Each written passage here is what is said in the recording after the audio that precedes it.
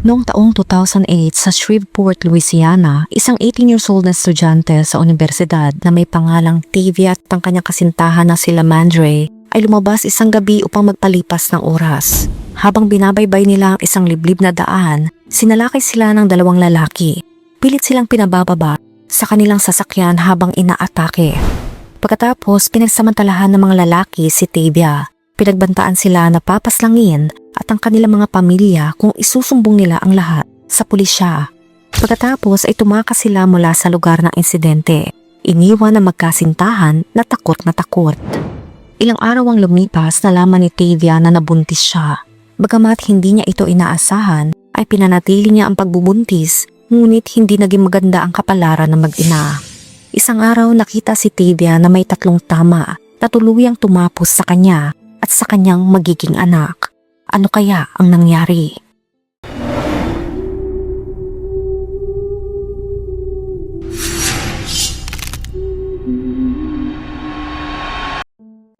Si Tavia Seals ay sinilang noong January 22, 1990 sa Shreveport, Louisiana.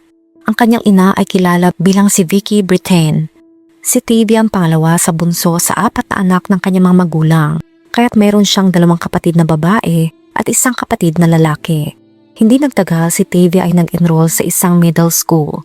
Siya ay isang napakatalinong estudyante. Nung siya ay nasa middle school, nakilala niya ang isang binata na nagngangalang Lamandre Tucker. Si Lamandre, isang sikat na football star na tumatanggap ng mga alok mula sa mga kolehiyo sa buong bansa. Siya ay nasa isang malapit na relasyon sa isa pang babae na kanyang kasintahan. Ang babae nagbuntis at kalaunan ay nagsilang ng isang sanggol na lalaki. Kaya't si Lamandre ay isa ng ama na magkita sila ni Tavia. Agad silang naging magkaibigan at nagsimulang magligawan. Gayunpaman kalaunan ay tinapos ng dalawa ang kanilang relasyon. Hindi nagtagal nag-enroll si Tavia sa high school, kung saan niya ay pinagpatuloy ang kanyang pag-aaral. Gayunpaman kalaunan ay nagkaayos muli sina Tavia at Lamandre at nagsimula muling magligawan. Kaya isang gabi inilabas ni Lamandre ang kanyang kasintahang si Tavia upang magpalipas sila ng oras. Sa kasamaang palad habang siya ay nagmamaneho sa isang liblib na daan ng gabing iyon, sila ay inatake ng 2 hindi kilalang lalaki. Pilit silang pinabababa ng mga lalaki sa kotse at sinimulang saktan. Habang sila ay sumisigaw, hiniwalay sila ng mga lalaki. Sinunod nila si Tavia sa tiyan at pagkatapos ay pinagsamantalahan siya. Matapos silang abusuhin si Tavia, pinagbantaan na papaslangin ng kanilang mga pamilya kung isusumbong nila sa pulis ang insidente. Labis na natakot si Tavia dahil sa pang-aabusong ginawa sa kanya. Kaya nang makauwi siya, sinabi niya sa kanyang ina na si Vicky na siya ay inabuso ng 2 lalaki. Sinabi ni Vicky sa kanyang anak na si Tavia na isumbong ang nangyari sa pulisya, kaya nakipag-ugnayan si Tavia sa pulisya. Bagamat natatakot siya, tinanong niya sila kung bibigyan nila siya at ang kanyang pamilya ng proteksyon kung isusumbong niya ang pang-aabuso. Sa kasamaang palad, sinabi ng pulisya na wala sila sa posisyon na bigyan siya o ang kanyang pamilya ng anumang proteksyon sa sandaling iyon. Kaya matapos marinig ang sinabi ng pulisya, hindi iniulat ni Tavia ang pang-aabuso sa mga otoridad. Kalaunan lumipas sa mga linggo at buwan at narating ni Tavia ang katapusan ng kanyang senior year sa high school. Siya ay 18 years old na. Sa kasamaang palad natuklasan niya na siya ay buntis. Bagamat ang pagkakaroon ng anak ay hindi bahagi ng kanyang mga plano, ay nasasabik naman siyang maging ina. Sinabi niya sa kanyang kasintahan ang tungkol sa pagbubuntis at siya ang ama. Gayunpaman hindi pa handa ang kanyang kasintahan na maging ama ng kanyang hindi pa isinisilang na anak. Kaya't hindi siya natuwa sa pagbubuntis. Gusto ni Lamandre na saktan ng kanyang kasintahang si Tavia upang makunan ito. Ngunit kalaunan ay nagbago ang isip niya. Natuklasan ni Tavia na sila ay magkakaroon ng isang sanggol na lalaki at pinagplanuhan niyang tawagin itong Tavian. Sa sumunod na mga buwan, abala siya sa paghahanda para sa pagdating ng kanyang anak na lalaki. Bumili siya ng mga damit ng sanggol, mga laruan at isang stroller. Inaasahang manganganak si Tavia bandang January. Sa kabutiang palad, natapos niya ang kanyang senior year sa high school at natanggap siya sa Southern University, kung saan dito ay kukuha siya ng nursing. Sumang-ayon ang kanyang pamilya na suportahan siya sa kanyang pag-aaral. Handa rin silang tulungan siya sa pag-aalaga sa kanyang anak kapag ito ay sinilang. Kaya noong taglagas ng 2008, sinimula ni Tavia ang kanyang mga klase sa nursing sa Southern University. pagkaraan ng ilang buwan, si Tavia ay 5 buwan ng buntis. Sa kasamang palad na tuklasan ng ibang kasintahan ni Lamandre na kung saan may anak sa kanya na lalaki na 2 taong gulang na nakikipag-date rin si Lamandre kay Tavia at sila din ay magkakaroon ng anak. Galit na galit siya at ito ay humantong sa isang mainit na pagtatalo sa pagitan niya at ni Lamandre. Hindi maganda ang takbo ng mga pangyayari kay Lamandre, kaya't binalak niyang paslangin ang kanyang kasintahan na si Tavia kasama ang kanilang hindi pa isinisilang na anak. Kaya pumunta siya sa kanyang kaibigan, isang 26 years old na lalaki na nagngangalang Marcus Taylor, at humiram siya ng armas dito. Sinabi niya rito na gusto niyang tapusin na ang kanyang kasintahan na si Tavia at ang kanilang magiging anak. Noong September 9, 2008, pumunta si Lamandre sa bahay ni Tavia upang sunduin ito. Sinabi niya rito na gusto niyang dalhin ito upang makilala ang kanyang kapatid na si Alexis. Sinabi niya na nabanggit na niya sa kanyang kapatid na si Alexis ang tungkol sa kanilang anak, kaya daw gusto nitong makita siya ng personal.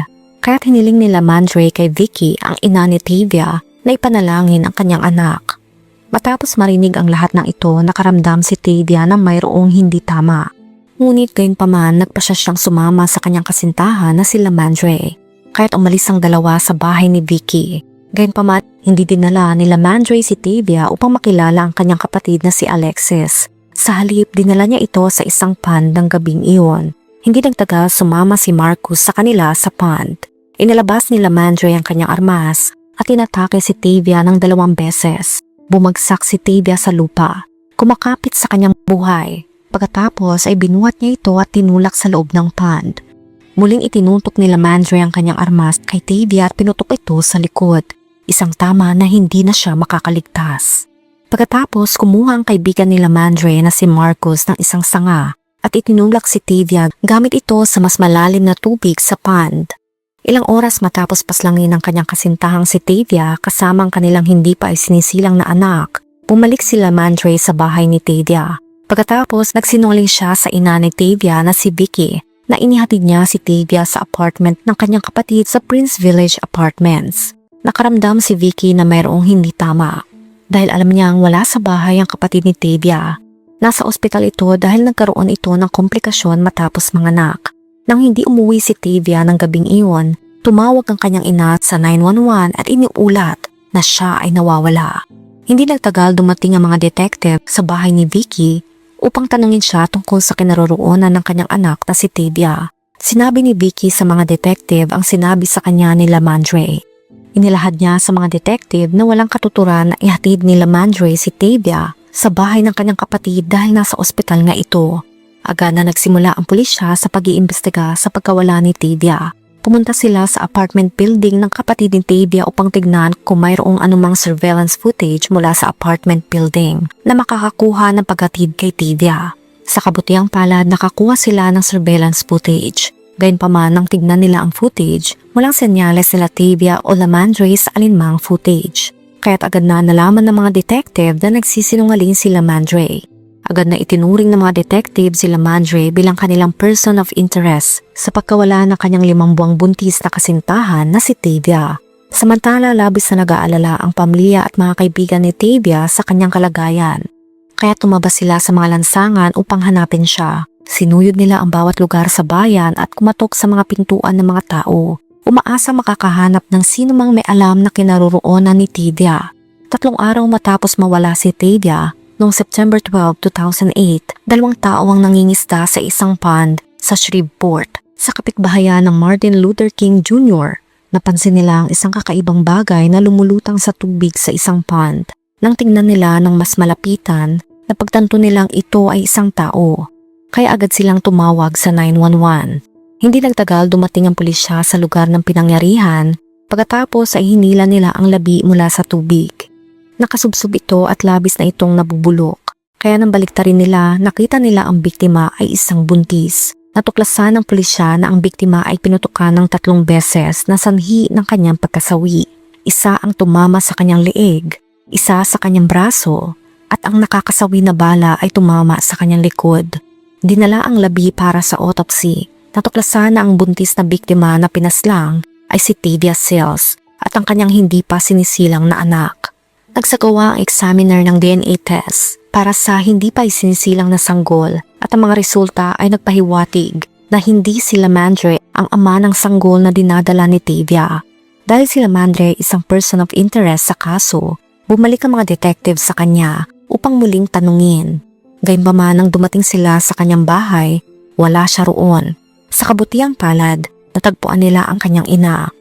Nang tanungin nila ito, sinabi niya na wala sa bahay ang kanyang anak na si Lamandre. Habang nagpapatuloy ang pagtatanong, ibinunyag dito sa mga detective na si Lamandre ay mayroon ding ibang kasintahan at mayroon silang 2 taong gulang na anak na lalaki. Matapos silang tapusin ang pagtatanong na ito, sinimulan nilang hanapin si Lamandre at hindi nagtagal ay nahuli nila ito. Agad dinala sa istasyon ng pulisya bandang hating gabi noong September 13, 2008. Muling sinimula ng mga detective ang pagtatanong kay Lamandre. Sa panahon ng pagtatanong, inamin niya sa mga detective na totoo ngang mayroon siyang ibang kasintahan at mayroon silang anak. Gayunpaman, sinabi niya na wala siyang kinalaman sa pagpaslang ng kanyang kasintahan na si Tavia Sills. Pagkatapos ay kinumpronta siya ng mga detective sa footage at sa katotohanang hindi siya nakita sa footage na naghahatid siya kay Tavia sa apartment ng kanyang kapatid. Nang malaman ni Lamandre na malapit ng mabunyag ang kanyang mga kasinungalingan, agad niyang binago ang kanyang kwento. Sinabi niya na ibinaba niya si Tavia sa kanto sa labas ng hindi sakop ng surveillance camera. Sawa na ang pulisya sa mga kasinungalingan ni Lamandre, kaya't inilipat nila siya sa isang lokal na bilangguan. Nang nakulong na nila siya, sinimulan nila maghanap ng karagdagang ebidensya upang makabuo ng isang matibay na kaso laban sa kanya. Kinapanayam ng mga detective ang kapatid ni Lamandre na si Alexis. Nakakagulat, sinabi ni Alexis sa mga detective na ang kanyang kapatid na si Lamandre at si Tavia ay hindi kailanman nakapunta sa kanyang bahay nung gabing nawala si Tavia. Pumunta rin ng mga detective at tinanong ang kapatid ni Tavia. Sinabi nito nung gabi na iyon ay nasa ospital siya at wala sa bahay. Pumunta ang mga detective upang tanungin ang kasintahan ni Lamandre. Ang kasintahan ay ang ina ng kanyang 2 years old na anak. Sinabi niya na nakipagtalo siya kay Lamandre matapos niyang malaman na mayroon itong nabuntis na kasintahan. At sa kasamaang palad wala siyang alam tungkol sa pagpaslang kay Tavia. Kinausap din ng mga detective ang malapit na kaibigan ni Lamandre. Ipinagtapat ng kaibigan sa kanila na gusto ni Lamandre na saktan ng husto si Tavia upang siya ay makunan. Ito'y matapos niyang malaman na siya ay buntis. Bumalik ang mga detective sa bilangguan upang muling tanungin si Lamandre. Sa panahon ng pagtatanong, hiniling ni Lamandre kung maaari niyang tawagan ng kanyang ina at pumayag sila. Matapos tawagan ng kanyang ina, muling nagsinungaling si Lamandre sa mga detective na dinala niya si Tavia sa pond kung saan nakita niya ang isang tackle box. Sa loob daw ng box mayroong isang armas. Sinabi niya sa mga detective na kinuha niya ang armas, ngunit sa kasamaang palad, pumutok ito ng 2 beses at tinamaan si Tavia. Pagkatapos ay tumakbo siya at itinapon ang armas sa isang drainage canal. Matapos marinig ang kwento, tumanggi ang mga detective na paniwalaan si Lamandre dahil alam nilang si Tavia ay pinutukan ng 3 beses at hindi 2.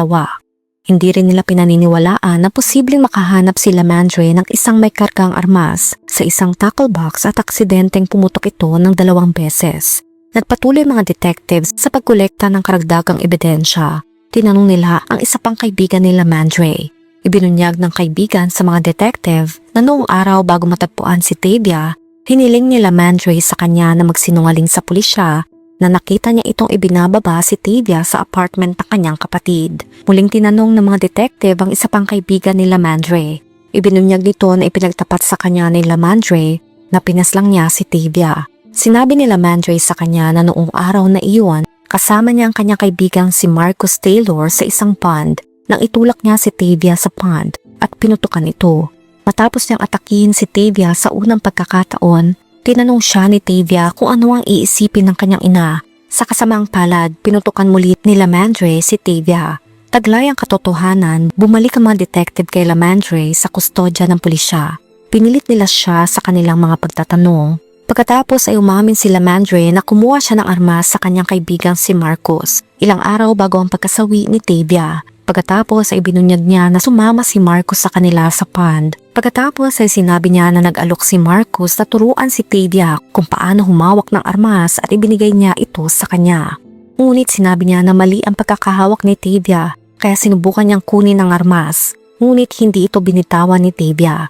Sa panahon ng pag-aagawan, aksidenteng pumutok ito. Hindi lamang isang beses kundi 2 beses na tinamaan si Tavia at nasugatan siya dahilan para bumagsak siya sa lupa. Sa puntong iyon, sinabi ni Marcos kay Lamandre na dapat na daw silang tumawag sa pulisya. Ngunit sinabi ni Lamandre na natatakot siya kaya't gumawa siya ng iba pang desisyon. Itinulak niya si Tavia na kumakapit pa rin sa kanyang buhay sa kalapit na pond. Pagkatapos ay tinutok ni Lamandre ang armas sa kanyang likod at pinutukan ito. Isang nakakasawi na tama upang matiyak na wala na ito. At pagkatapos ay kumuha si Marcos ng isang sanga at tinulak si Tavia ng mas malalim sa tubig.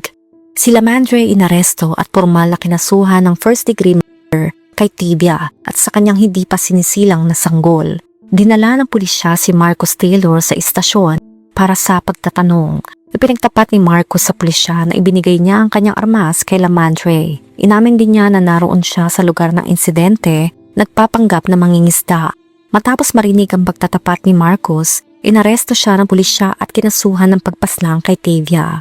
Noong March 20, 2011, nagsimula ang paglilitis kay Lamandre. Sa panahon ng paglilitis, nagtawag ang estado ng 22 na saksi upang tumistigo. Nakakagulat, walang tinawag na saksi ang depensa. Sinabi ng prosecution na pinaslang ni Lamandre ang kanyang buntis na kasintahan nang walang anumang pagsisisi upang mailigtas ang kanyang relasyon sa kanyang ibang kasintahan.